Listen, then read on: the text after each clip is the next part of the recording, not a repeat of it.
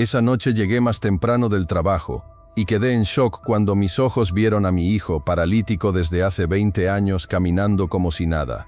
El motor del viejo Fiat 147 tosió 2 veces antes de rendirse por completo, dejando un silencio abrupto que siempre me parecía más ruidoso que el traqueteo mismo. Apoyé la frente contra el frío volante de vinilo, sintiendo el peso de las 12 horas de turno en la fábrica de muebles como una losa de hormigón sobre mis hombros. El olor a pegamento y pino noble se me había incrustado en la ropa, en la piel, en el alma. Eran las 8:45 de la noche. Había salido antes. El jefe, con un raro destello de piedad al ver mi palidez, me había dicho que me fuera, que el pedido de mesas ratonas para el hotel nuevo podía esperar hasta mañana.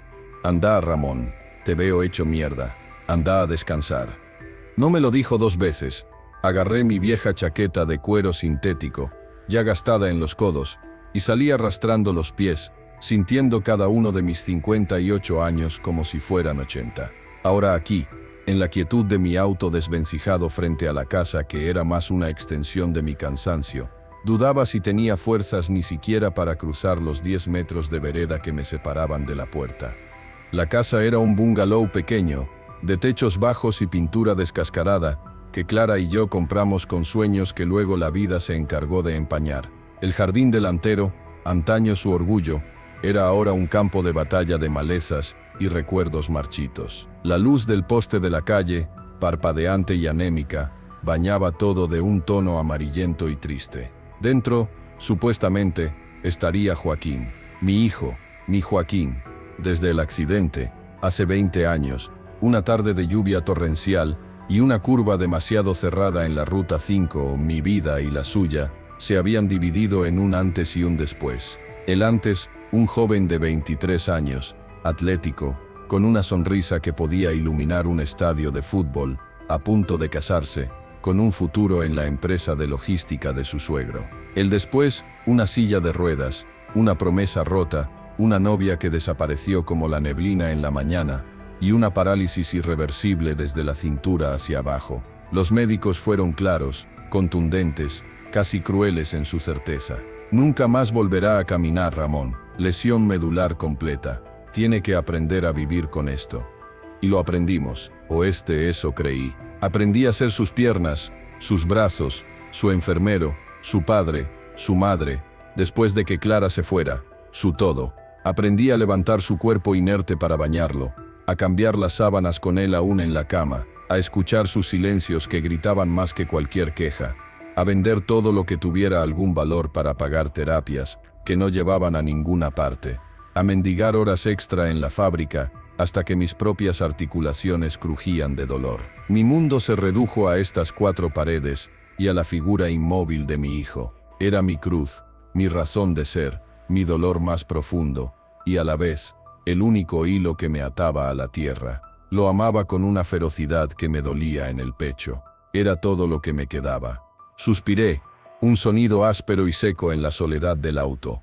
Y finalmente reuní la energía para abrir la portezuela. Chirrió protestando, como todo en mi vida. La noche de otoño era fría, y una bocanada de aire helado me golpeó la cara, despejándome un poco la modorra. Caminé por el sendero de baldosas rotas, mis pasos pesados como si llevara botas de plomo. Noté que la luz del living estaba encendida, tenue, titilando con el parpadeo familiar de la lámpara de pie, que nunca quise arreglar. Joaquín debía estar viendo la televisión. Siempre la misma, series de abogados o reality shows estridentes que llenaban el vacío de sus días. Metí la llave en la cerradura, pero la puerta cedió antes de girarla. No estaba con llave. Un pequeño pellizco de inquietud, apenas un instante. A veces me distraía y la dejaba sin echar.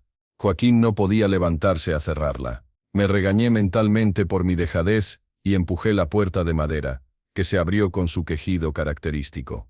El calorcito de la estufa a gas, que debía dejar encendida para él, me recibió como un abrazo cansado. El olor de la casa era una mezcla de guiso recalentado, desinfectante y esa quietud polvorienta que impregna los lugares donde el tiempo se ha estancado. Dejé las llaves en el plato de cerámica azul que Joaquín hizo en el taller de manualidades del centro de rehabilitación, hace una eternidad. Colgué mi chaqueta en el perchero, notando que su abrigo, el grueso de lana que usaba para cuando lo sacaba al jardín en la silla, no estaba. Llamé, mi voz ronca por el desuso y el cansancio. Ya estoy, hijo. Perdonad la hora. Hoy fue un día largo. No hubo respuesta, solo el zumbido lejano de la heladera y el crepitar bajo de la estufa. Quizás se había dormido frente al televisor. Era común. Avancé por el corto pasillo, mis botas resonando sobre las baldosas de terracota. El living estaba al fondo, la puerta entreabierta. Por la rendija, veía el parpadeo azulado de la pantalla. «Yoako, traje esos alfajores que te gustan», dije, intentando sonar alegre, forzando un tono que ya no me salía natural. Nada. Al empujar la puerta del living, el primer golpe de realidad, sutil pero afilado, me alcanzó. La silla de ruedas estaba allí, en su lugar habitual, frente al sofá desgastado, pero estaba vacía, extrañamente vacía. La manta de cuadros que siempre cubría sus piernas inertes yacía en un montón desordenado en el suelo, como si se le hubiera resbalado. Pero él no podía rescatarla, no podía moverse. El corazón me dio un vuelco incómodo, un tamborileo rápido de alarma. «Joaquín», mi voz sonó más aguda. Mis ojos escudriñaron la habitación, barriendo el sofá vacío, la mesita de luz llena de medicamentos, los estantes con fotos de cuando caminaba, sonriente, con su traje de graduación. Nada. La puerta que llevaba a su habitación, al otro lado del pasillo, estaba cerrada. Quizás se había sentido mal, y había logrado, con un esfuerzo sobrehumano que no podía ni imaginar, arrastrarse hasta la cama. La idea me llenó de pánico. ¿Cuánto hacía que yo no estaba? Se habría caído, estaría herido, inconsciente en el suelo. El miedo, ahora tangible y frío, me impulsó. Giré sobre mis talones y salí disparado del living, cruzando el pasillo en 2 zancadas. Su habitación estaba al fondo, a la izquierda. La puerta estaba cerrada. Apoyé la mano en el pomo, frío bajo mis dedos. «Joaquín, ¿estás bien? Contéstame por favor, hijo». Un sonido. Desde dentro, un ruido sordo, como algo pesado siendo arrastrado, y luego, risas, un murmullo bajo, ininteligible. Tenía puesta la televisión de la habitación, no era el sonido de un programa, era diferente. Giré el pomo y abrí la puerta de un golpe. Y entonces, el mundo se detuvo, se desvaneció, se hizo añicos en 1000 pedazos irreconocibles.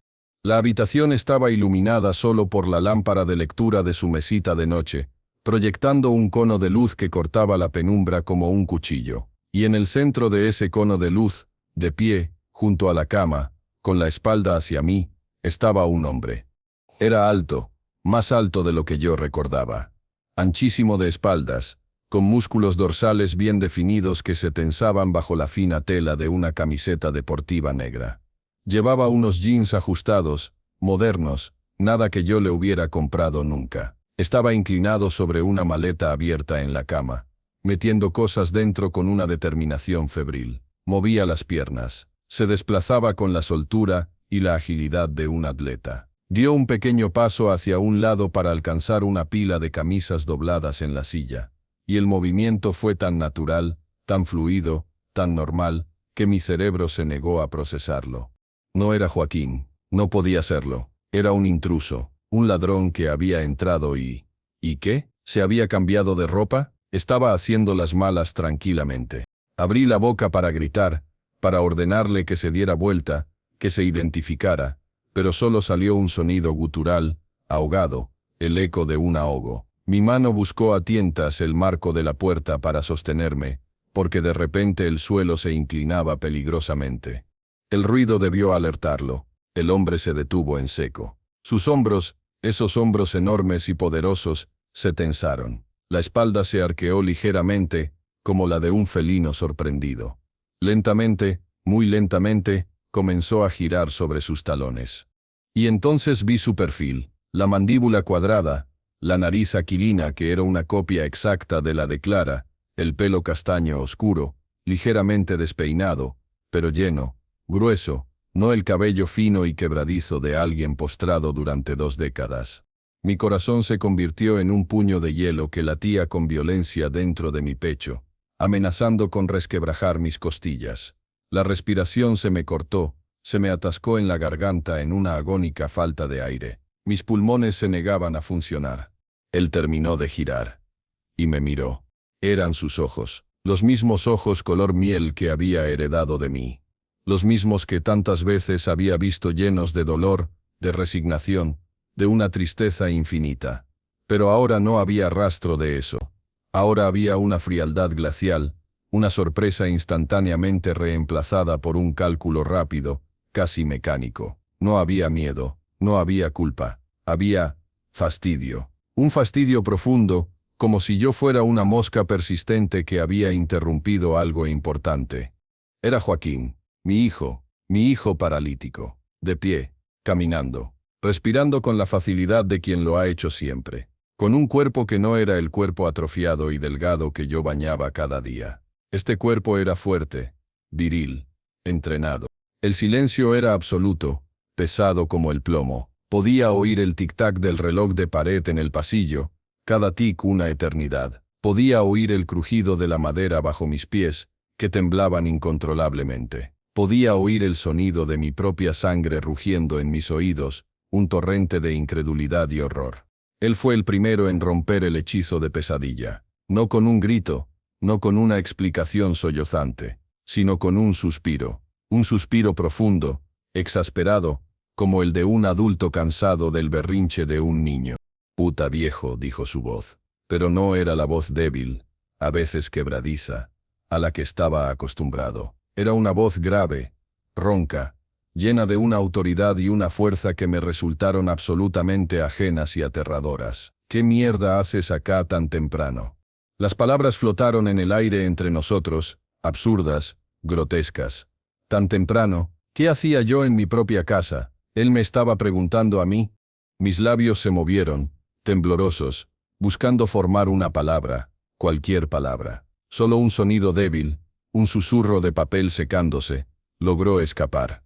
«Joaquín». Él frunció el ceño, un gesto de impaciencia. Dio un paso hacia mí. 1, 2.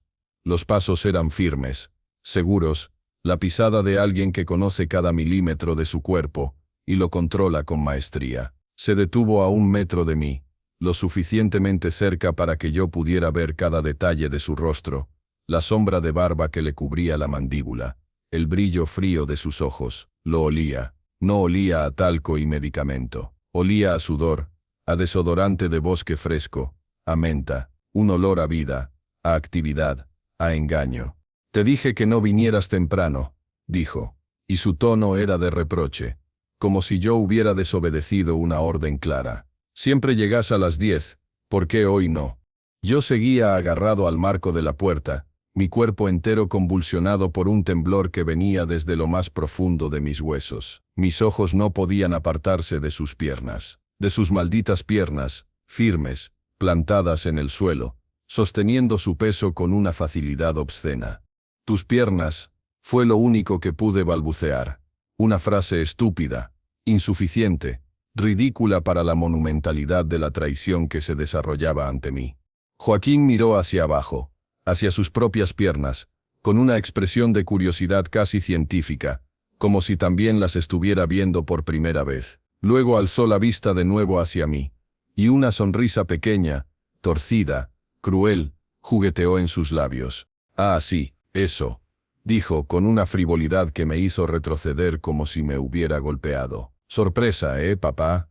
La palabra papá en su boca sonó como una blasfemia. «¿Cómo?». La pregunta murió en mis labios. Mi mente, nublada por el shock, empezaba a despertar, a conectar los puntos con una rapidez dolorosa. Los viajes semanales, al centro de rehabilitación, al que yo ya no lo acompañaba, porque necesitaba su independencia. Las terapias intensivas que duraban horas.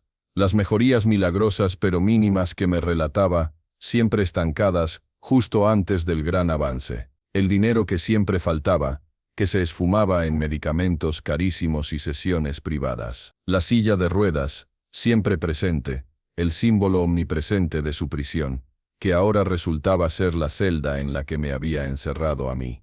La verdad me golpeó con la fuerza de un martillazo. No había mejora milagrosa, no había recuperación. Había una farsa elaborada, meticulosa, despiadada, de 20 años. 20 años. Mi vida entera, mi juventud, mi salud, mi matrimonio, mi dinero, mi paz, todo sacrificado en el altar de su mentira. ¿Por qué? Logré escupir, y esta vez mi voz sonó rota, rasgada por un dolor tan visceral que me dobló por la cintura, obligándome a agarrarme el estómago. Dios mío, Joaquín, ¿por qué? Él no se inmutó. Su expresión seguía siendo de una calma aterradora, como si estuviera discutiendo el clima. Se pasó una mano por el pelo, un gesto vanidoso que nunca le había visto. ¿Por qué? Repitió, como saboreando la palabra. ¿En serio me lo estás preguntando? Mírate, Ramón, dijo mi nombre. No, papá. Mírate, vivís en esta posilga, trabajás como un negro en una fábrica de mierda, olés a pegamento y derrota. ¿Te pensás que yo quería esto? Hizo un gesto amplio con la mano, abarcando la habitación, la casa, mi existencia. ¿Que iba a condenarme a vivir como vos, a ser una carga, un pobre lisiado que depende de la limosna de su viejo? Cada palabra era una puñalada, frías, precisas, diseñadas para hacer el máximo daño. Pero yo te cuidaba. La frase se ahogó en un sollozo que no pude contener. Las lágrimas calientes y saladas empezaron a correr por mis mejillas, surcando el polvo y la fatiga de la jornada. «Eres mi hijo». «Exacto», dijo él, elevando la voz por primera vez, pero no con rabia, sino con una lógica perversa y exasperada. «Soy tu hijo, y un padre hace lo que sea por su hijo. ¿No? Eso es lo que siempre me dijiste. Joaco, yo haría lo que fuera por vos. Bueno, lo hiciste, y yo lo acepté. Fue un buen trato». «Un trato», murmuré, sintiendo que el mundo perdía todos sus colores, volviéndose gris y negro, como una foto antigua. «¿Llamas trato a esto, a fingir durante 20 años, a robarme la vida?» «No te robé nada que no estuvieras dispuesto a dar», replicó él con una frialdad que me heló la sangre. «Y no lo llames fingir, llámalo supervivencia. Mientras vos te gastabas la espalda y el sueldo en mantenerme, yo pude construirme otra vida. Una vida de verdad». «¿Otra vida?», pregunté, atónito, mis ojos yendo de su rostro impasible a la maleta abierta, llena de ropa que yo no reconocía, de objetos que no eran de esta casa. «Claro», dijo, y ahora había un destello de orgullo en sus ojos, un orgullo enfermizo y retorcido. «¿Te pensás que me quedaba aquí encerrado todo el día? Por favor, tengo un departamento en el centro, tengo un negocio, tengo gente que me respeta». La sonrisa se hizo más amplia, más cruel. «Hasta tengo novia, hace años, una tipa espectacular. Cree que soy un empresario, que mis viejos murieron en un accidente cuando era adolescente. Una lástima, ¿no?» Cada revelación era un nuevo golpe, un nuevo terremoto que arrasaba con los cimientos de mi realidad. Mientras yo me mataba a trabajar, él tenía un apartamento. Mientras yo comía arroz con huevo para ahorrar en sus medicamentos, él tenía un negocio. Mientras yo lloraba en silencio por la tragedia que había arruinado su vida, él tenía una novia que ni siquiera sabía que yo existía. El dolor inicial comenzó a curdirse, a transformarse en algo más oscuro, más denso, más peligroso. Una ira roja y ciega empezó a ascender por mi garganta, quemando las lágrimas, secando la incredulidad. «Y todo este tiempo», dije, mi voz ahora un hilillo venenoso, tembloroso de rabia, «todo este tiempo me estuviste mintiendo. Me veías llegar destrozado del trabajo y te burlabas de mí, me pedías más dinero para tus mentiras, me usabas». Joaquín suspiró de nuevo, como si la conversación se estuviera volviendo tediosa. Miró su reloj, un Rolex de acero que relució bajo la luz de la lámpara. Un reloj que costaba más que mi auto. «Mira, viejo, esto es muy conmovedor y todo, pero tengo un vuelo que tomar. Esta farsa ya se acabó. Te agradezco el hospedaje y la financiación». La sonrisa que esbozó fue la más cruel de todas. «Te dejo la silla, por si la extrañás». Ese fue el punto de quiebre, el desprecio absoluto, la cosificación total de mi amor, de mi sacrificio. Yo no era su padre, era un recurso, un proveedor útil al que se le había agotado la utilidad. «No», dije enderezándome. El temblor en mis manos se detuvo, reemplazado por una tensión férrea. «No te vas a ningún lado». Joaquín me miró, y por primera vez, Vi un atisbo de otra emoción en sus ojos, desdén. Puro y simple desdén. ¿Y vos cómo me lo vas a impedir?, dijo, y dio otro paso hacia mí, erigiéndose sobre mí. Era más alto, más joven, infinitamente más fuerte. Su presencia física era abrumadora. ¿Vas a llorar? ¿Vas a suplicar? Ahórratelo, Ramón, no sirve de nada. Llamaré a la policía, threatened, aunque mi voz sonó débil incluso para mis propios oídos. Les diré que fingiste todo, que es un fraude.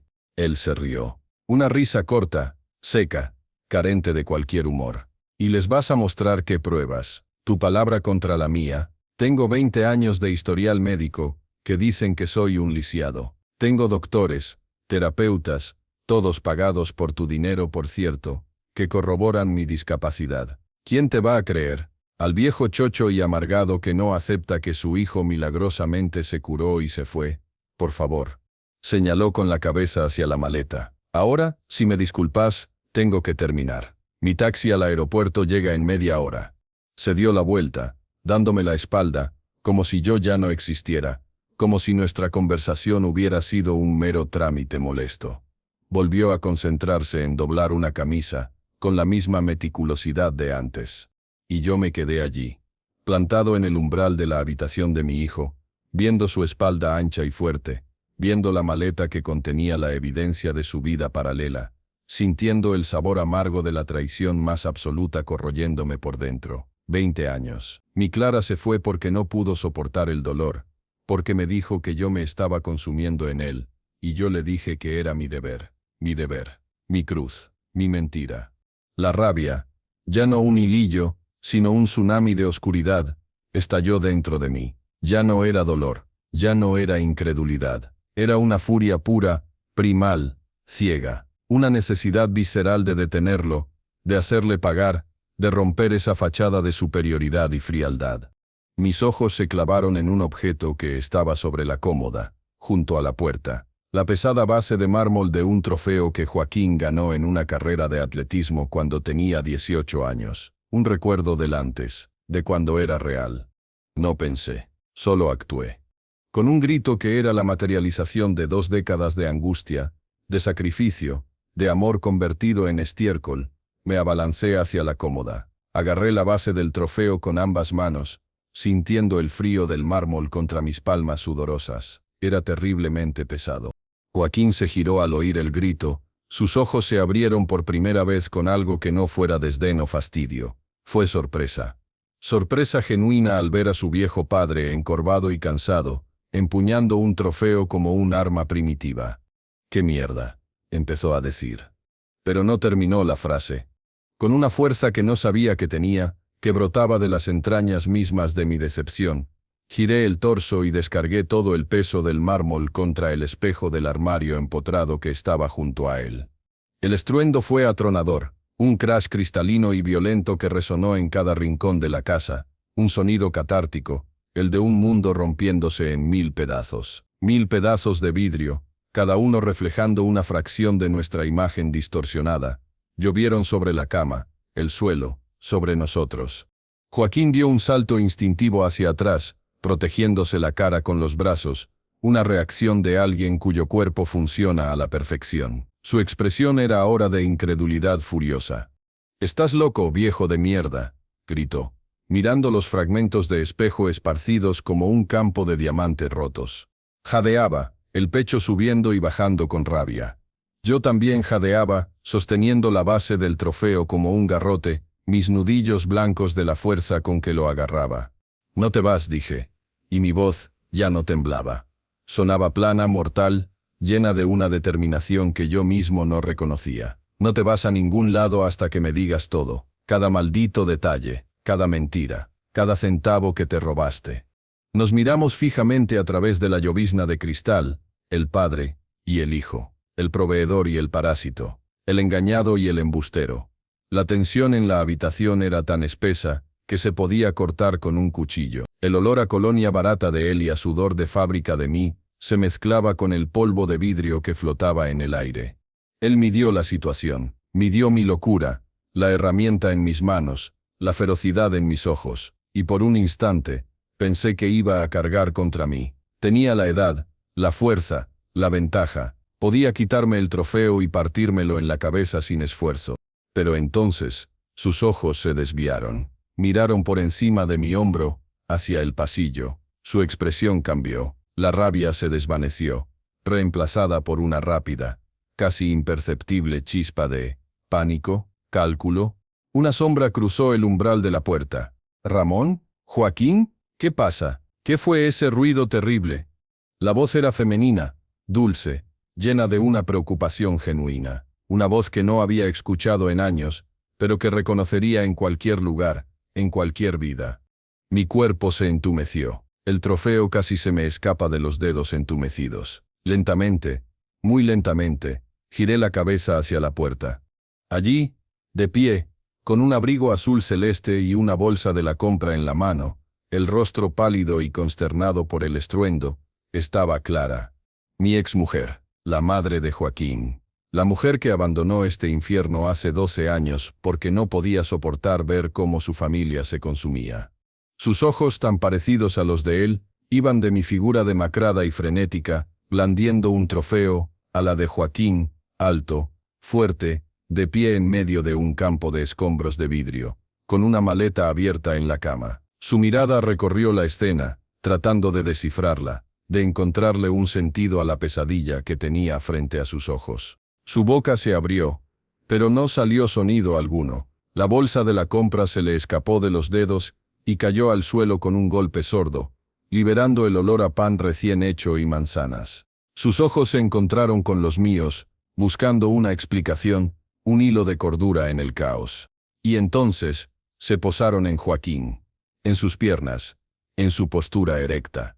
Y la comprensión, lenta, terrible, devastadora, comenzó a dawn en su rostro.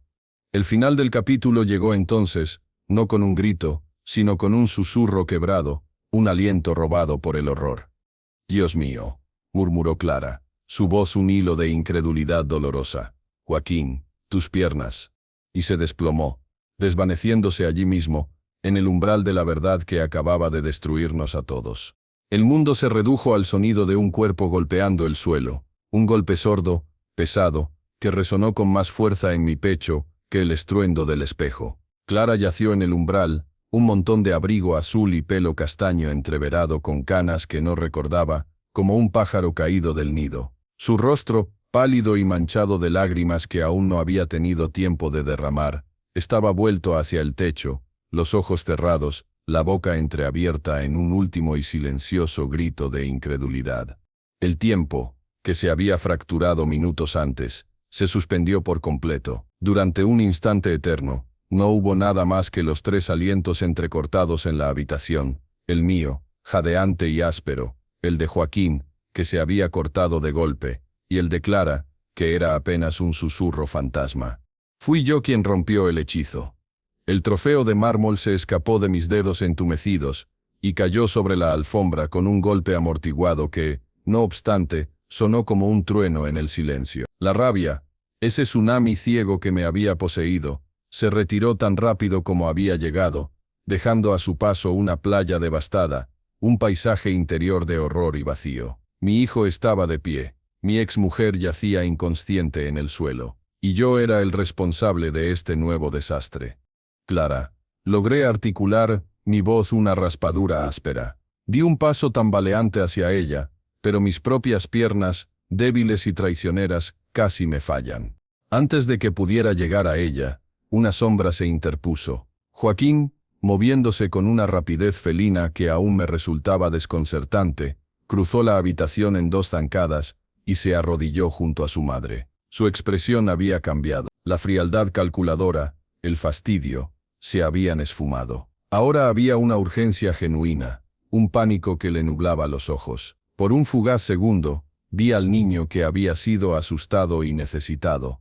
«Mamá», dijo, y su voz, por primera vez en 20 años, sonó vulnerable, quebrada. Le tocó la cara, le buscó el pulso en el cuello con una torpeza que delataba su desesperación. «Mamá, despierta, por favor». La escena era surrealista. Él de rodillas, su cuerpo poderoso y sano inclinado sobre la figura inconsciente de ella. Yo, paralizado a medio camino, sintiendo que cada célula de mi cuerpo gritaba de dolor y confusión. El olor a pan de la bolsa volcada se mezclaba con el polvo de vidrio y el aroma a menta de Joaquín, creando un perfume nauseabundo de normalidad y pesadilla. ¿Qué le hiciste? Joaquín giró la cabeza hacia mí, y en sus ojos no había ya pánico, sino una acusación feroz, un rencor instantáneo. Mírame, ¿qué mierda le hiciste? La injusticia de la acusación me dejó sin aire. ¿Yo? Eres tú, Joaquín, tú y tú, tu maldita farsa. El sollozo me quebró la voz. Ella te vio de pie. Cállate, rugió él, bajando la voz a un silbido furioso, como si temiera que los vecinos pudieran oír, aunque la casa estaba aislada en su miseria. Cállate ya, viejo loco. Se volvió de nuevo hacia Clara, sacudiéndola suavemente por los hombros. Mamá, escúchame, despierta, todo está bien. Fue un accidente. Nada está bien, murmuré yo, hundiéndome lentamente hasta quedar sentado en el suelo, mis espaldas contra el marco de la puerta. La fuerza me había abandonado por completo. Solo quedaba un temblor profundo, un vacío que lo devoraba todo. Nada volverá a estar bien. Joaquín me lanzó una mirada que podría haber fundido acero, pero no dijo nada. Se concentró en Clara, frotándole las manos, hablándole en un murmullo bajo y urgente que no podía descifrar. Era el hijo preocupado, el protector, el papel que había interpretado durante años desde su silla de ruedas, pero que ahora de pie, con sus músculos y su estatura, resultaba obscenamente convincente y, a la vez, profundamente falso. Minutos que se sintieron como horas pasaron. El tic-tac del reloj del pasillo marcaba el compás de nuestra agonía. Finalmente un gemido low escapó de los labios de Clara. Sus párpados se agitó y lentamente se abrieron. La confusión fue lo primero, luego el miedo. Sus ojos se encontraron con los de Joaquín, arrodillado frente a ella, y se abrieron como platos.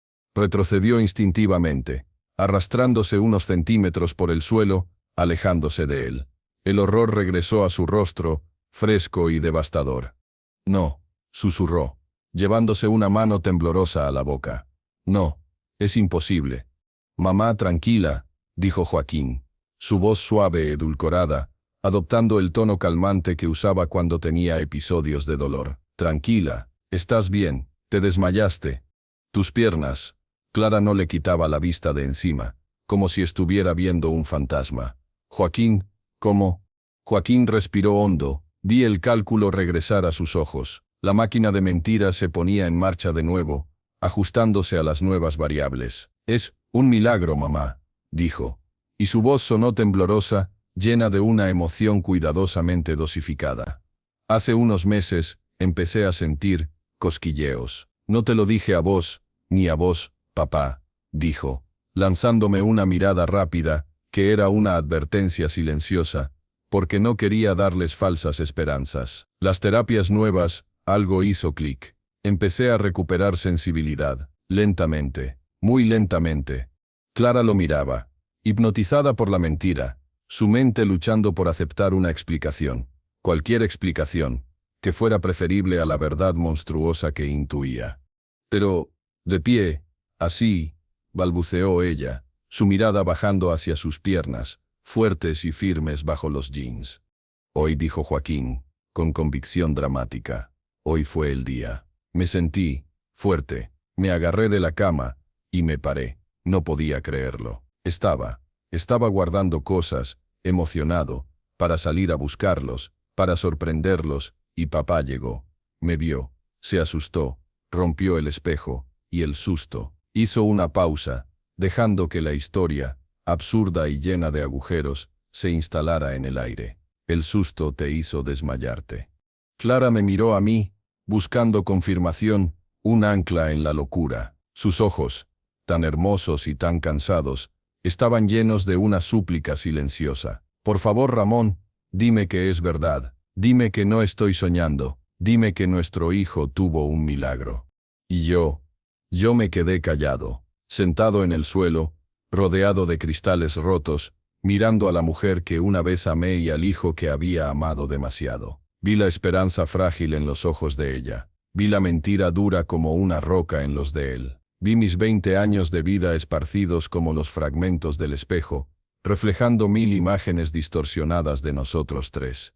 ¿Cómo podía destrozar eso? ¿Cómo podía ser yo quien le arrebatara el milagro a su hijo, aunque fuera falso? El peso de la verdad era demasiado grande, demasiado cruel. Joaquín lo sabía. Jugaba con eso. Su mirada me desafiaba. Desafiaba a romper el corazón de Clara una segunda vez, ahora que acababa de recibir una supuesta alegría.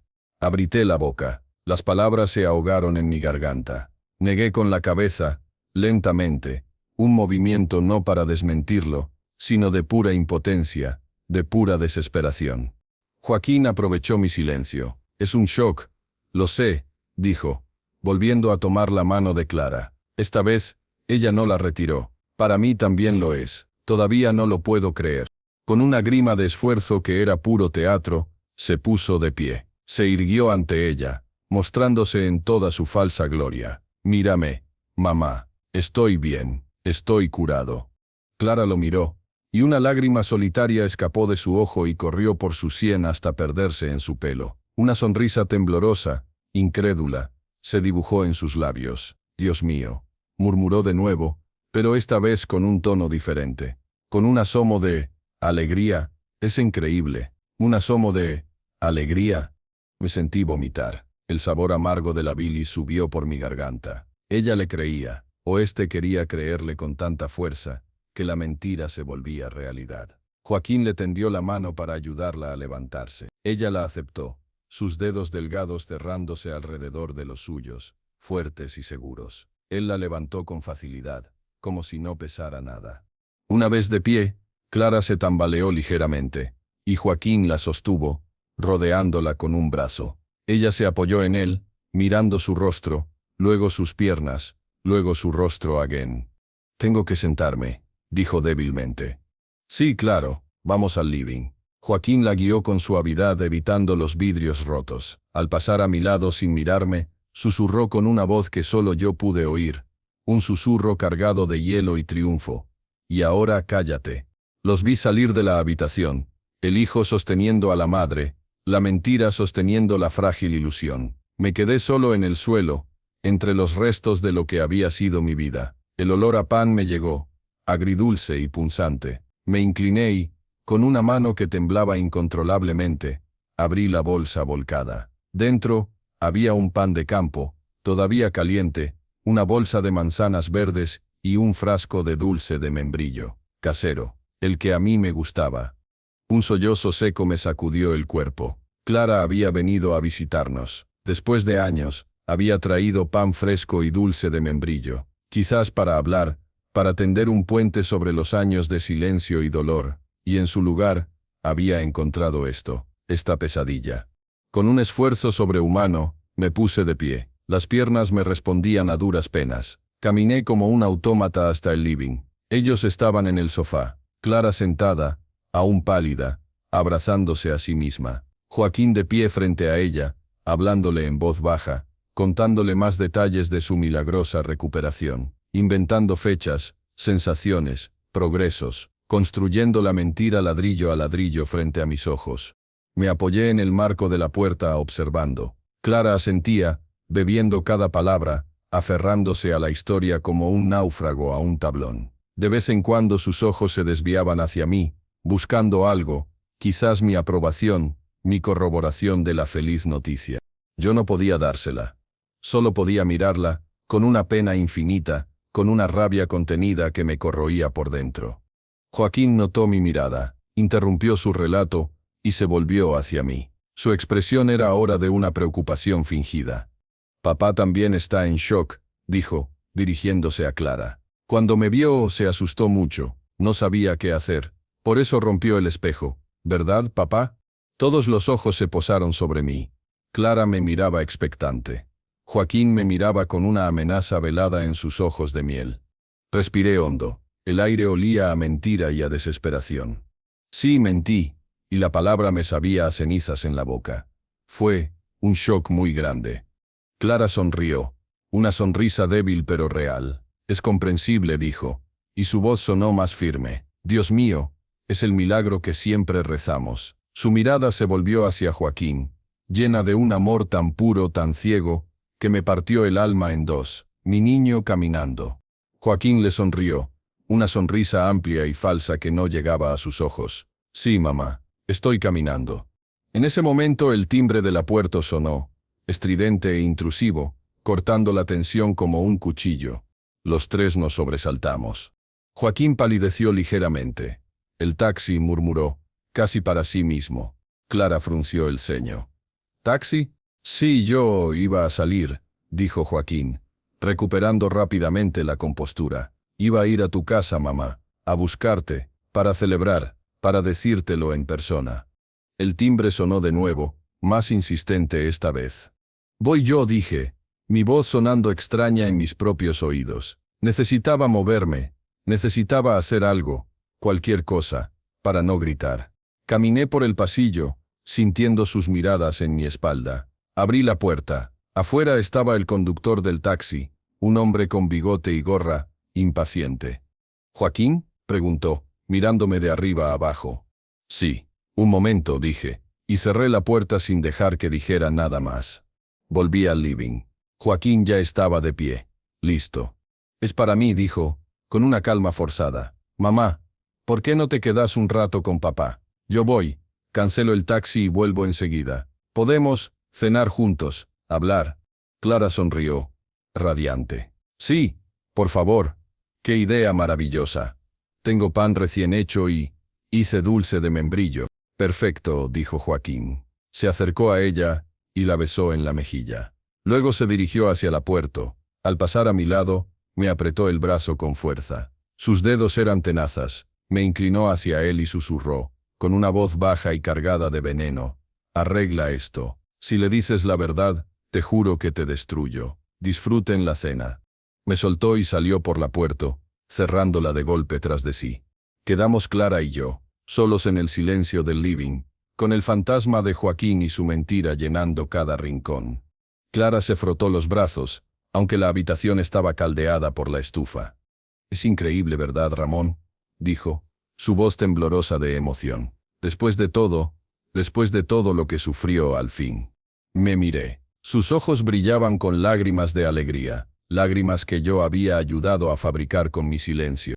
Y supe, en ese instante, que estaba atrapado en la red de mentiras de mi hijo. Había cruzado un umbral del que no había vuelta atrás. Mi elección estaba hecha. Por protegerla a ella, por evitarle un dolor que podría ser mortal, me había convertido en cómplice. La miré a sus ojos, a esos ojos que aún guardaban el recuerdo de un amor que se perdió entre la fatiga y la pena, y forjé una sonrisa. Fue la sonrisa más difícil de mi vida, un espasmo doloroso que me contrajo los músculos de la cara. Sí, Clara, dije, y cada palabra era una puñalada en mi propia alma. Es un milagro.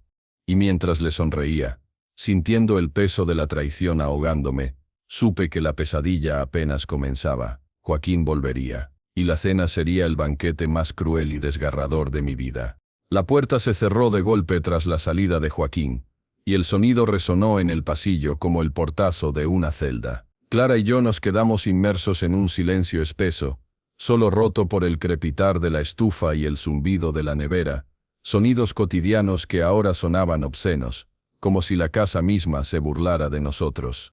Clara se frotaba los brazos, una sonrisa temblorosa y frágil aún pegada a sus labios. Sus ojos, vidriosos por la emoción y el shock, miraban al vacío, viendo quizás el futuro milagroso que se le acababa de pintar. «Dios mío», Ramón susurró, y su voz era como un cristal a punto de quebrarse. «¿Puedes creerlo? Después de todo este tiempo, es como un sueño». Asentí, forzando los músculos de mi cuello a moverse. El gesto me dolió. Cada partícula de mi ser gritaba, protestaba contra la farsa en la que me había convertido en actor y cómplice en menos de 5 minutos. Sí, mentí de nuevo, y la palabra me rasgó la garganta, como un sueño. Ella se levantó del sofá, un poco tambaleante todavía, y se acercó a la ventana que daba al frente. Corrió la cortina de tela gastada y miró hacia la calle, vacía excepto por el coche de Joaquín, ese recordatorio mudo de su movilidad secreta. Se fue tan rápido, para cancelar el taxi. Qué hombre tan responsable. Su tono era maternal, lleno de un orgullo renovado que me envenenaba por dentro. Debe estar tan abrumado como nosotros. Claro, logré decir, mientras por dentro una voz aullaba, no es responsabilidad, Clara. Es huida, es cálculo. Ella se volvió hacia mí, y por un instante, la sonrisa se desvaneció. Sus ojos, esos ojos que siempre habían sabido leerme como un libro abierto, se posaron en mi rostro. Me miró de verdad, más allá de la cortina de mi sonrisa falsa. «Ramón, ¿estás bien?», preguntó, su voz cargada de una preocupación genuina que me partió el alma. «Estás muy pálido y tembloroso». Fue mucha emoción, balbucí, desviando la mirada hacia la silla de ruedas, que seguía ahí en su rincón, como un espectro acusador. Para todos. Su mirada me siguió. Se fijó en la silla. Un pequeño fruncimiento de ceño apareció en su frente. «Es increíble», murmuró, más para sí misma que para mí. «Verlo ahí, vacía, después de tanto tiempo. Parece irreal». El aire se espesó. Mi corazón comenzó a martillear contra mis costillas. Era el momento. El más mínimo empujón, y la frágil mentira podía empezar a resquebrajarse. Yo podía callar, seguirle el juego, y condenarnos a los tres a una noche de tortura disfrazada de celebración. O este podía. «Clara», dije, y el tono de mi voz debió alertarla, porque sus ojos se clavaron en los míos, intensos, buscando. «Hay algo». El timbre de la puerta sonó de nuevo, estridente, implacable. Clara se sobresaltó. «Debe ser él», volvió, dijo, y la duda momentánea se desvaneció, reemplazada por la alegría expectante. Pero algo no cuadraba. Joaquín no habría llamado al timbre. Tenía llave, a menos que hubiera venido con las manos llenas, o que no fuera él. Un frío peor que el de la noche se apoderó de mí. La amenaza de Joaquín resonó en mis oídos. «Disfruten la cena». ¿Era esto parte de su juego? ¿Había vuelto para continuar la farsa, para asegurarse de que yo cumplía? Clara se dirigió hacia la puerta con una energía renovada. Yo la seguí, mis pasos pesados, cada latido de mi corazón, un presagio de desastre. Ella abrió la puerta con una sonrisa amplia, que se congeló instantáneamente en sus labios. No era Joaquín. En el umbral, iluminada por la luz parpadeante del porche, había una mujer, joven, quizás de unos 35 años, vestida con elegancia casual, un abrigo caro, botas de cuero, el pelo lacio y oscuro peinado a la perfección. Era guapa, con una belleza fría y esculpida. En sus manos llevaba una carpeta de cuero y el ceño ligeramente fruncido, como si hubiera llegado a un lugar equivocado. Sus ojos nos recorrieron a Clara y a mí, rápidamente, con una evaluación impersonal, antes de posarse detrás de nosotros, buscando a alguien más. «Buenas noches», dijo, y su voz era clara, educada, pero con un deje de impaciencia. «Disculpen la hora, busco a Joaquín Vidal». Clara y yo nos miramos, desconcertados. El nombre Vidal era el de Clara, el que Joaquín había usado antes del accidente. Desde entonces siempre había usado mis apellidos. «¿Joaquín?», dijo Clara, recuperando la voz. «Sí, es mi hijo. Acaba de salir, pero vuelve enseguida. ¿Quién es usted?». La mujer esbozó una pequeña sonrisa profesional, pero no llegó a sus ojos, que seguían escudriñando el interior de la casa, con una curiosidad verli disimulada. «Soy la doctora Valeria Silva», dijo, sacando una tarjeta profesional de su bolso y entregándosela a Clara, su socia. El mundo dio otro vuelco, más lento, más siniestro. «Socia». La palabra de Joaquín resonaba. «Tengo un negocio». Clara tomó la tarjeta, confundida. «¿Socia?». Yo no sabía que Joaquín tuviera un negocio. Su voz sonaba pequeña, perdida. La doctora Silva arqueó una ceja perfectamente delineada. «Oh, bueno, supongo que quería darles la sorpresa cuando todo estuviera más avanzado». Su mirada volvió a posarse en mí, como si yo pudiera tener más respuestas. «Somos socios en una startup de logística, Silva & Vidal Solutions. De hecho, por eso vine. Joaquín tenía una reunión crucial esta noche con unos inversores. Nos estábamos reuniendo en su departamento, pero no apareció. No contesta su teléfono. Como tenía algunos documentos que firmar y es inusual en él, me preocupé. Pensé que quizás estaba indispuesto». Sus ojos bajaron hasta la silla de ruedas, visible desde la entrada, y su expresión se suavizó con una pizca de compasión profesional. Todo está bien.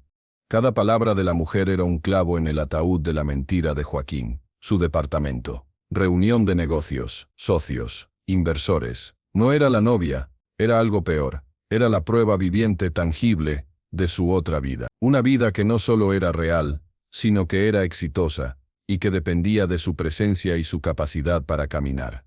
Clara estaba paralizada. La tarjeta temblaba en su mano. Su rostro había perdido todo el color. La sonrisa se había esfumado, reemplazada por una perplejidad profunda y creciente. ¿Su departamento?, repitió, como si las palabras no tuvieran sentido. La doctora Silva asintió, pero su mirada se había vuelto más aguda, más alerta. Algo en la reacción de Clara, en el silencio tenso que llenaba el pasillo, no encajaba. Sí, en Torre Alsina, en el centro. Lleva viviendo allí varios años. Hizo una pausa, y sus ojos se estrecharon ligeramente. Señora, ¿está segura de que su hijo vuelve? Porque él me dijo, bueno, siempre me dio a entender que su situación familiar era complicada, que ustedes, que ya no estaban. Fue el golpe de gracia. Clara dio un paso atrás, como si la hubieran abofeteado. Su mano voló hacia su boca. Sus ojos, enormes y aterrorizados, se encontraron con los míos. En ellos ya no había alegría, ni confusión, solo un horror que crecía a velocidad de vértigo. ¿Qué está diciendo?, susurró, su voz quebrada. La doctora Silva miró de Clara a mí, y por primera vez, su seguridad profesional se resquebrajó, dejando entrever una genuina incomodidad. Disculpen, quizás me he equivocado quizás hay un malentendido. No, dije yo. La palabra salió de mi boca antes de que pudiera detenerla. Plana, firme, cargada de una certeza devastadora. No hay malentendido. Clara me miró, suplicante. Ramón, ¿qué está pasando? Ya no podía hacerlo, no podía cargar con eso solo. El peso era demasiado grande. La evidencia estaba ahí, de pie en nuestra puerta, con una carpeta de cuero y una tarjeta de visita. Dígaselo, le pedí a la mujer, mi voz apenas un hilo de aire. Dígale cómo conoció a Joaquín, cómo es él. La Drasilva se mostró reacia, claramente deseando no haberse presentado nunca. Señor, dígamelo, gritó Clara de repente, con una fuerza que nos sobresaltó a ambos. Las lágrimas comenzaron a correr por sus mejillas libremente. Por favor, necesito saberlo. La mujer nos miró, atrapada. Respiró hondo. Lo conocí en un seminario de emprendimiento hace 5 años. Comenzó, con cuidado. Es un hombre muy inteligente, muy impulsivo, un visionario. Es un líder nato, muy respetado. Hizo una pausa y añadió, casi como un pensamiento en voz alta, mirando de nuevo la silla de ruedas, siempre me impresionó su vitalidad, su energía. Jamás me habría imaginado que su discapacidad fuera tan limitante. Él siempre restó importancia, dijo que con esfuerzo y tecnología lo superaba. Cada palabra era un latigazo. 5 años, líder, vitalidad.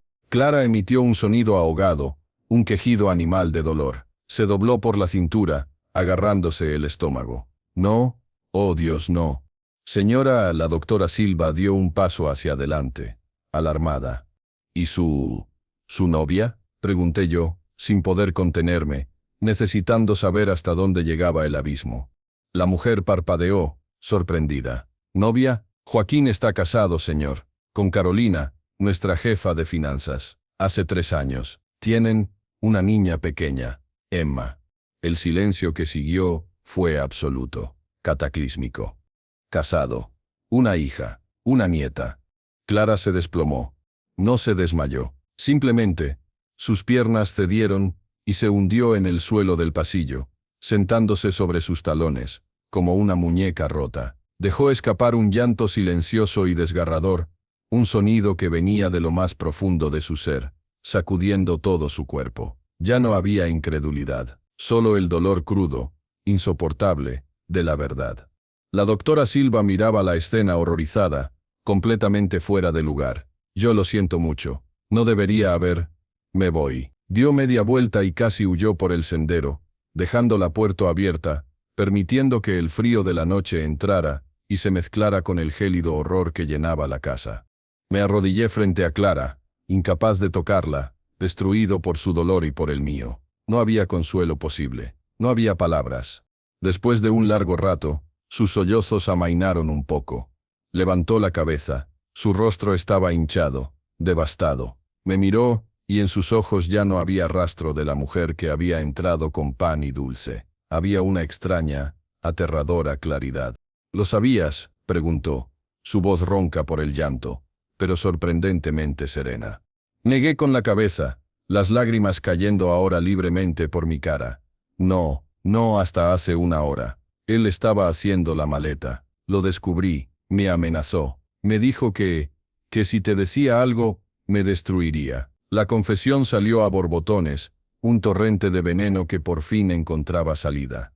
Ella asintió lentamente, como si todo encajara en un rompecabezas monstruoso. 20 años, murmuró, mirando la silla de ruedas. 20 años nos mintió, usó nuestro dolor, usó tu amor, para esto, para jugar a los negocios y tener otra familia. Su mirada volvió a mí, y había una furia helada en ella, una furia que nunca le había visto. Una nieta, Ramón, tenemos una nieta que no conocemos porque su padre es un monstruo. Me estremecí. La palabra monstruo resonó en la casa vacía, encontrando su lugar. ¿Qué hacemos?, pregunté, roto, sintiéndome más perdido que nunca. Clara se puso de pie con una determinación férrea que me dejó sin aliento. Se secó las lágrimas con el dorso de la mano, enderezó los hombros. El dolor no se había ido, se había transformado en algo más sólido, más peligroso. ¿Qué vamos a hacer?, dijo, y su voz no temblaba, sonaba a acero. Vamos a esperarlo. ¿Esperarlo? Clara. Él dijo. Que diga lo que quiera, gritó ella, y por primera vez, la furia estalló, llenando el pasillo con su eco. Que venga, que intente destruirnos, que me mire a la cara y me diga que tiene una hija, que me explique para qué demonios necesitaba fingir esto si tenía otra vida. Caminó hasta la silla de ruedas y la agarró con una fuerza tremenda. Con un gruñido de rabia y esfuerzo, la empujó haciéndola rodar chirriantemente por el pasillo hasta estrellarla contra la pared, donde quedó torcida patética, como el símbolo grotesco que siempre había sido. Se acabó la mentira, Ramón dijo, jadeando, volviéndose hacia mí. Sus ojos brillaban con una luz febril. Se acabó. Cuando vuelva, se enfrentará a nosotros, a la verdad. Se dirigió a la cocina, agarró la bolsa de la compra y la dejó sobre la mesa del comedor con un golpe seco. Sacó el pan, el dulce de membrillo. Luego fue al cajón de los cubiertos y sacó el cuchillo de trinchar, largo y afilado. Lo dejó sobre la mesa con un chasquido metálico final. Y vamos a cenar, añadió, con una calma aterradora, como una familia. Se sentó a la mesa, con la espalda recta, mirando fijamente la puerta, esperando. La escena era surrealista. La mesa puesta con pan y un cuchillo. La silla de ruedas vuelta contra la pared como un criminal arrestado. Y Clara, sentada como una jueza que espera al acusado, con lágrimas secas en las mejillas y una determinación de hierro en la mirada. Yo me quedé de pie temblando, mirando la escena, sabiendo que no había vuelta atrás. La verdad estaba fuera, envenenando el aire. Y Joaquín volvería. La espera fue eterna. Cada minuto era una agonía. Cada crujido de la casa, cada faro de un coche que pasaba, nos hacía estremecer. Finalmente, después de una hora que se sintió como una noche entera, oímos el ruido de un motor acercarse y detenerse frente a la casa. No era el taxi, era el sonido familiar de su coche. Las cerraduras de la puerta giraron. Suave, seguro. La puerta se abrió. Joaquín entró, cerrando tras de sí. Se quitó una chaqueta de cuero que yo no le había visto antes. Llevaba una sonrisa relajada, casi triunfante, en los labios. La sonrisa de alguien que cree que ha ganado. Bueno, eso comenzó a decir, pero la frase murió en sus labios. Sus ojos barrieron la escena a Clara, sentada a la mesa con el rostro de piedra, a mí de pie como un espectro, a su silla de ruedas descartada y golpeada contra la pared. La sonrisa se desvaneció. Su expresión se endureció, pasando de la sorpresa a la cautela en un microsegundo. ¿Qué pasó?, preguntó, su voz perdiendo su tono despreocupado. Clara no se movió, solo habló, y su voz cortó el aire como el cuchillo que tenía sobre la mesa. «¿Cómo está Emma, Joaquín?», preguntó. «¿Y Carolina, tu mujer?». El rostro de Joaquín se descompuso por completo. El color le abandonó las mejillas. Por primera vez en la noche, y quizás en 20 años, vi el miedo verdadero, genuino y absoluto, en los ojos de mi hijo. El monstruo había sido desenmascarado. Y el infierno, supe, acababa de comenzar. El silencio que siguió a la pregunta de Clara fue más elocuente que cualquier grito. Fue un silencio pesado, cargado con los escombros de 20 años de mentiras, que se colapsaban ahora sobre los hombros de Joaquín. Su máscara de seguridad, de desprecio calculador, se resquebrajó por completo, dejando al descubierto el puro pánico. Era como ver derrumbarse un acantilado, lento e inevitable y aterrador. ¿Qué estás diciendo, mamá?», tartamudeó. Su voz, tan segura y grave hacía apenas una hora, era ahora un hilillo quebrado. Sus ojos, aquellos ojos de miel que podían ser tan fríos, recorrían la habitación de forma errática, negándose a posarse en nosotros, en la silla descartada, en el cuchillo sobre la mesa. Buscaban una salida que no existía. «No me llames mamá», dijo Clara. Su voz no alzó el volumen, pero cada palabra era un bloque de hielo, tallado con precisión mortal. «No tienes ese derecho, no después de esto, después de Emma». Al oír el nombre de su hija, Joaquín palideció aún más, si era posible. Dio un paso atrás, como si el nombre mismo fuera un golpe físico. Su espalda chocó contra la puerta cerrada. Estaba acorralado. «¿Quién te dijo?». Sus ojos se clavaron en mí, y por primera vez no vi odio ni amenaza. Vi un miedo infantil, desesperado. «¿Tú? ¿Se lo dijiste, después de lo que te dije?». «No fue él», interrumpió Clara, con esa calma glacial que me aterraba más que cualquier histeria. «Fue tu socia, la doctora Valeria Silva. Vino buscándote, preocupada porque faltaste a una reunión con unos inversores». Pronunció la última palabra con un desprecio que podría haber quemado. La revelación pareció desinflarlo por completo. La mentira ya no tenía por dónde sostenerse. Todos los hilos de su telaraña se habían cortado a la vez. Su cuerpo, tan fuerte y poderoso minutos antes, pareció encogerse, hundirse. Desvió la mirada, incapaz de soportar el peso de nuestra mirada. «No era para que os enterarais», murmuró, hablando al suelo. Nunca tuvo que ser así». «¿Cómo tenía que ser, Joaquín?», pregunté yo. Y mi voz sonó vieja, gastada, llena de un dolor tan profundo que ya ni siquiera ardía. Era un dolor frío, como el mármol de una lápida. «¿Cómo era el plan? ¿Seguir forever? ¿Dejarme trabajar hasta morir para financiar tu otra vida? Mientras tú tenías mujer, hija, negocio». La palabra se me atragantó. «Una nieta que nunca conoceré». Él no respondió. Apretó los puños, pero el gesto carecía de fuerza. Era el acto reflejo de un niño acorralado. «¿Por qué?», suplicó Clara, y por un instante, la furia helada se quebró, dejando escapar el torrente de dolor que había detrás. Su voz se quebró. «¿Por qué, hijo mío? ¿Qué hicimos tan mal para que nos hicieras esto? Para que usaras nuestro amor, el amor de tu padre, como un arma contra nosotros». Fue la palabra hijo lo que finalmente lo quebró. No dicha con cariño, sino con una pena infinita. Joaquín alzó la vista. Sus ojos brillaban con lágrimas que no derramaba. La respiración se le entrecortaba. «Porque no quería esto», estalló de repente, y su grito no era de rabia, sino de angustia, de una frustración contenida durante décadas. Golpeó la puerta con el puño, una vez, débilmente. No quería esta casa triste, no quería oler a derrota, no quería ser la carga de nadie. El pobre Joaquín en su silla de ruedas, el que lo perdió todo. Señaló hacia la silla con un gesto de repulsión. «Eso no soy yo, nunca lo fui. Después del accidente, todos me miraron con lástima, incluso vosotros, especialmente vosotros, y no podía soportarlo. Quería que me vieran como antes, fuerte, exitoso, alguien». «Podías haberlo sido», grité yo, perdiendo por fin la compostura. «Podías haber luchado de verdad, podías haber estudiado, haber hecho algo. Te habríamos apoyado, yo te habría apoyado con todo». «No», gritó él, mirándome con una intensidad desesperada. «No lo entiendes.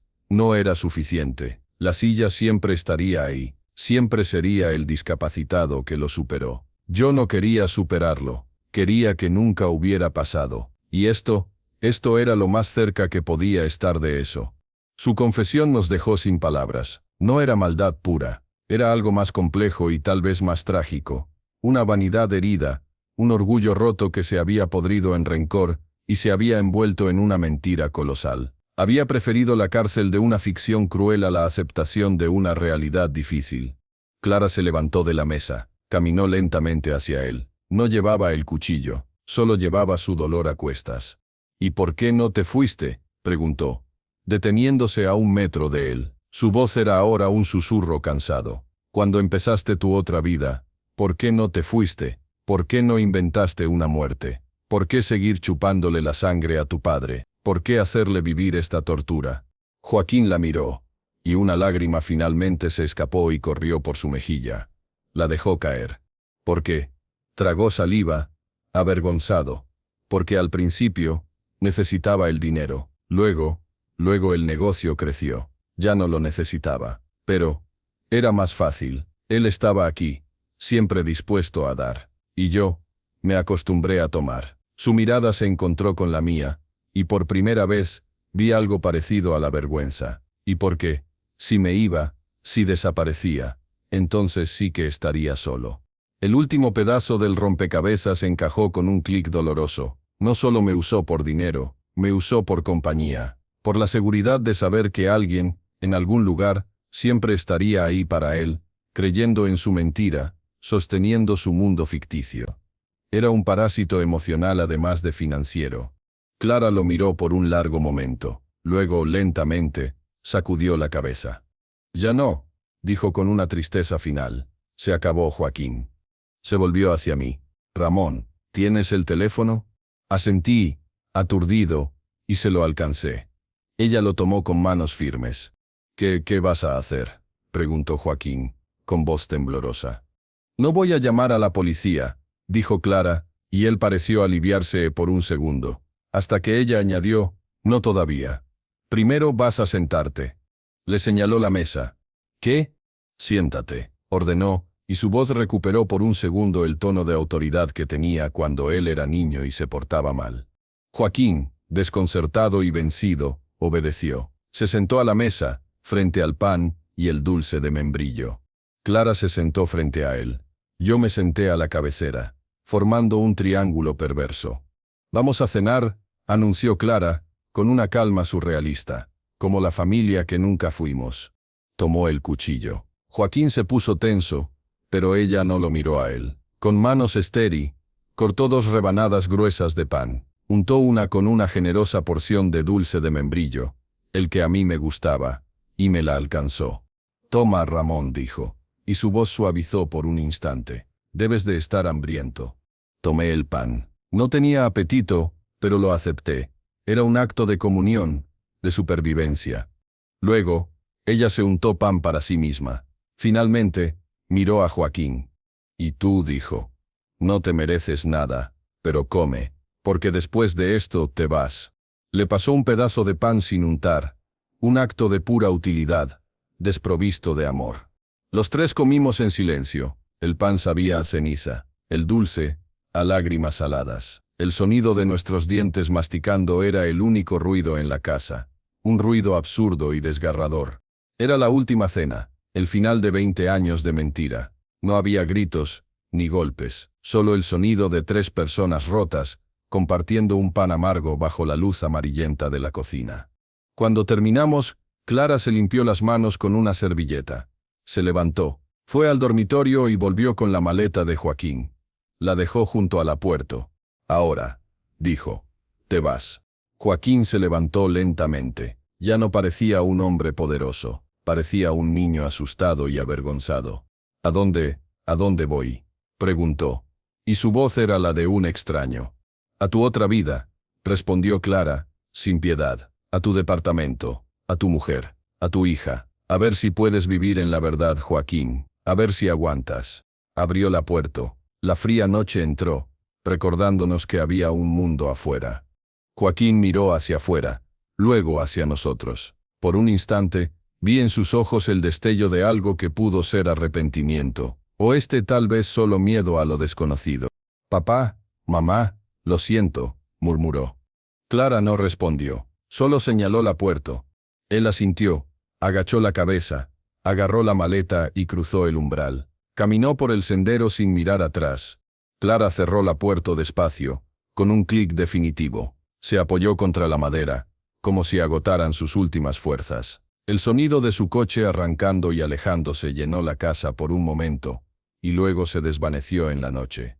El silencio volvió. Un silencio distinto. Ya no pesaba. Era un silencio vacío, devastado, pero limpio. Me acerqué a Clara. No la toqué, solo me quedé a su lado. Ella se giró y se hundió en mis brazos. No para besarme o para buscar consuelo romántico. Fue el colapso final. Fue el peso de 2 décadas cayendo sobre los dos a la vez. Sollozó contra mi hombro, con un dolor tan profundo y desgarrador, que sentí que me partía el alma. Yo la sostuve, y dejé que mis propias lágrimas, silenciosas y amargas, cayeran sobre su pelo. No éramos marido y mujer reconectando. Éramos 2 supervivientes de un naufragio común, aferrándose el uno al otro en la orilla, rodeados de los restos de lo que una vez fue su barco. Después de un largo rato, los sollozos amainaron. Nos separamos. Sus ojos estaban hinchados, los míos también. Miró a su alrededor, a la casa vacía, a la silla de ruedas tirada como un chatarra. ¿Y ahora?, pregunté, mi voz ronca. Clara respiró hondo, caminó hasta la silla. Le pasó la mano por el respaldo de cuero gastado. Ahora, dijo, con una determinación serena y trágica, mañana llamamos a un abogado y a un terapista. Hizo una pausa, mirándome a los ojos, y veremos cómo se sigue desde aquí. Asentí. No había alegría, no había alivio. Solo un vacío enorme y un camino largo por delante. Pero era un camino real. Por primera vez en 20 años, no había mentiras entre nosotros. Ella se acercó, tomó mi mano, una mano callosa y gastada por el trabajo, y la sostuvo entre las suyas, que eran delgadas y frías. «Lo siento, Ramón», susurró. «Lo siento por no haber estado, por haberte dejado solo con esto». Apreté su mano suavemente. «Yo también lo siento, por no haber visto».